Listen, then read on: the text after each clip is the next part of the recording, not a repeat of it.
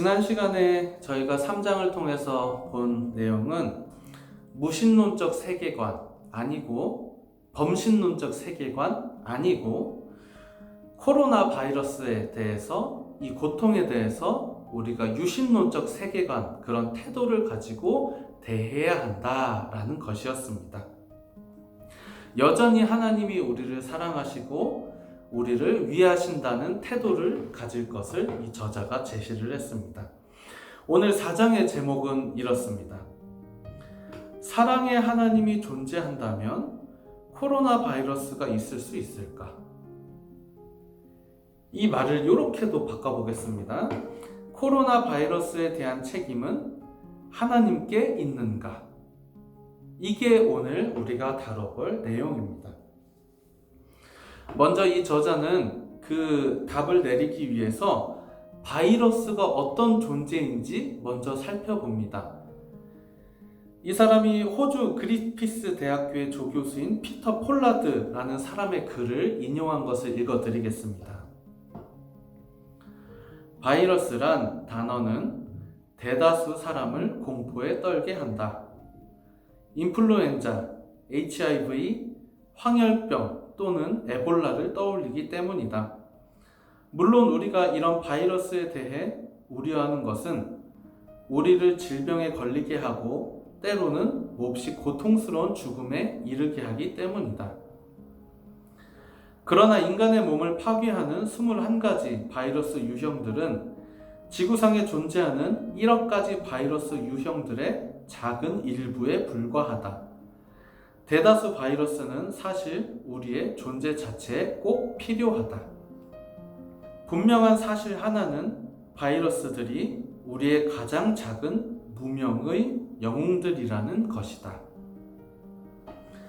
그러니까 세상에 수많은 바이러스가 있는데 대부분은 우리에게 유익한 바이러스이고 우리에게 해로운 바이러스는 극소수라는 것입니다. 우리는 보통 우리에게 해를 끼치는 바이러스들만 알고 있기 때문에 바이러스라는 말을 들으면 부정적인 인식이 먼저 드는 것이 사실인 것 같아요. 그렇지만 저자는 사실은 그렇지 않고 인간에게 유익한 바이러스가 훨씬 많다는 것을 통해서 우리의 오해를 풀고 우리를 조금 안심시키려고 하는 것 같아요. 그러면서 근데 이렇게 문제를 제기합니다. 대다수 바이러스는 유익하고 일부는 생명에 필수적이란 과학의 증거를 인정하더라도 어째서 파괴적인 병원균이 존재해야 하는가? 유신론자들의 핵심 질문은 하나님은 바이러스 병원균이 없는 세상을 만들 수 없었을까? 라는 것이다. 이런 질문을 해볼 수가 있다는 거예요. 하나님 전능하시다면서 전능하시고 우리를 사랑하신 분이시라면 우리한테 해로운 바이러스 애초에 안 만드셨으면 되는 것 아닌가? 왜 굳이 그런 바이러스를 만들어서 우리를 고생하게 하시지? 이런 질문 해볼 수 있다라는 것입니다. 그러면서 이제 그 문제를 해결하기 위해서 우리 인간이 어떤 존재인지 먼저 생각을 해봅니다. 하나님이 우리에게 주신 가장 큰 선물의 하나는 바로 자유의지이다. 하나님이 우리에게 자유의지를 주셨대요. 자유의지가 뭘까요? 자유로운 의지를 가지고 선택하고 결정할 수 있는 것. 조금 더 쉽게 예, 아니요 라고 말할 수 있는 존재가 우리 인간이라는 것입니다. 그래서 인간은 독립적인 존재입니다. 왜냐하면 자유의지를 가지고 있기 때문에. 이 자유의지를 가지고 선악과를 먹을 수도 있고 먹지 않을 수도 있고 로봇들처럼 하나님 말씀에 꾸벅 따르는 그런 기계적인 존재가 아니고 자유롭게 순종하거나 자유롭게 불순종할 수 있는 존재가 인간이라는 것입니다.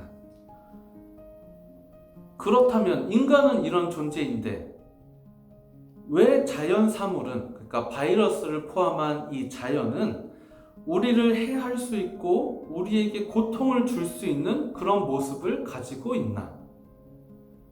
자연사물은 왜 이런 상태가 되었을까?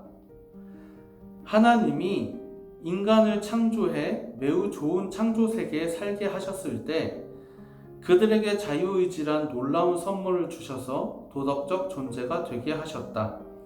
그 때문에 그 자유를 오용해서 도덕적 붕괴가 일어날 가능성이 생겼다.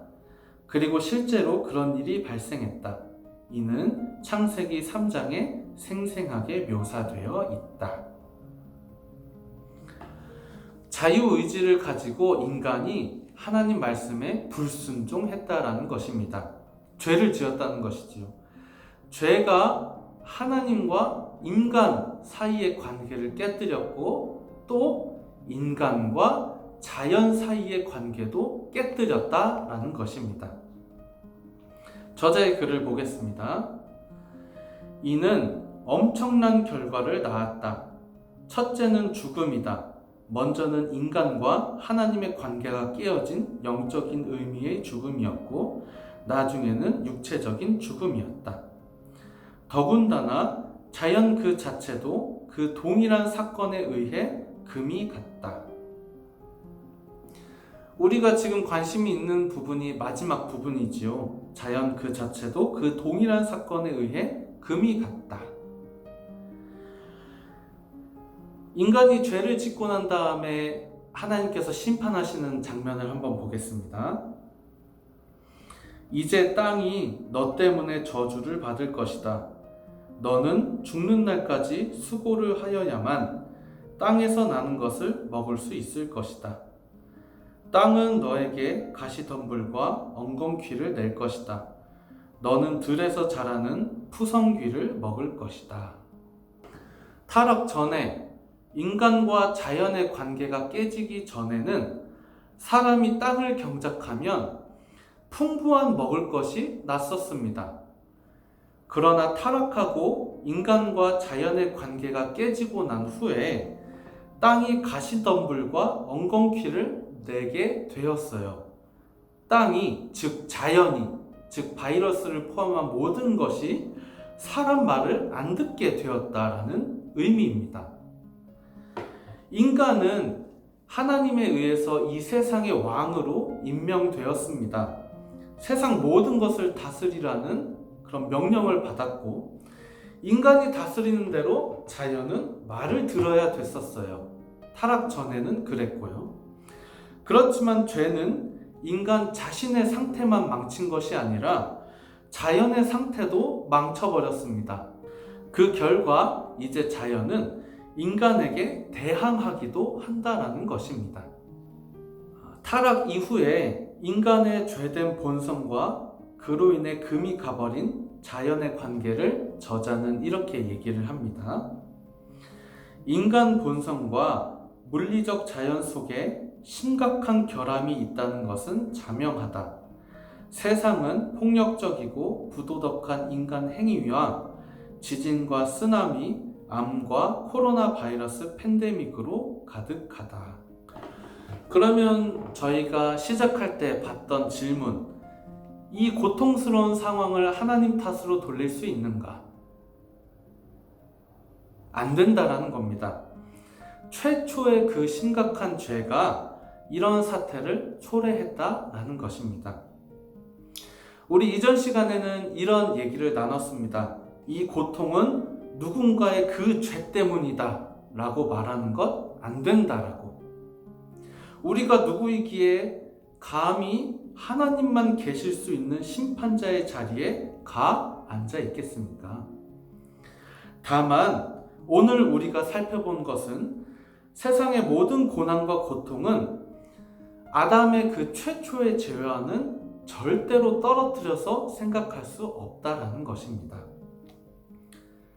그러면 오늘 우리는 이 내용을 통해서 어떻게 생각을 해야겠습니까? 아담의 자손으로 죄인으로 태어난 우리는 구체적으로 누구의 무슨 죄 때문에 고통과 고난을 받는다라는 말을 해서는 안 되지만 똑같은 죄인으로서 이 코로나 바이러스에 대해 애통해야 하는 마음을 가져야 하는 것은 아닐까요?